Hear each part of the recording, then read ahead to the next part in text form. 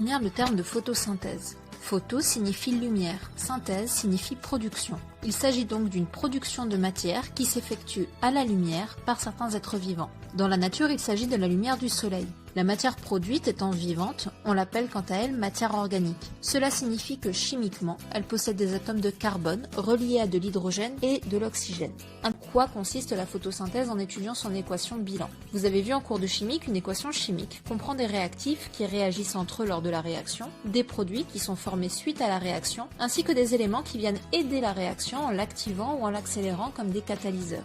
Avec ce que l'on vient de voir, on pourra considérer que la lumière et la chlorophylle sont deux éléments qui favorisent la photosynthèse, la lumière pouvant même être considérée comme un réactif dans certains manuels. Avant de compléter les autres cases, faisons quelques rappels de collège et de seconde. Vous savez que les végétaux absorbent le dioxyde de carbone, noté CO2 de l'atmosphère, pour en faire du dioxygène, noté O2. Vous pouvez donc compléter l'équation bilan en partie. Le CO2 est un réactif, le dioxygène est un produit de la photosynthèse. Nous avons défini la photosynthèse comme étant une synthèse de matière organique. Cette matière organique sera donc le produit. En l'occurrence, il s'agit d'un sucre, le glucose, de formule brute C6H12O6. Le glucose, tout comme le dioxygène, est un produit de la réaction. Il montre donc un réactif, qui n'est autre que l'eau, noté H2O, molécule essentielle à la vie pour maintenir les tissus hydratés, donc éviter que les végétaux ne fanent, et qui réagit chimiquement dans les cellules pour permettre la synthèse de glucose. Finalement, il ne reste qu'à équilibrer la réaction, et vous avez l'équation bilan de la photosynthèse.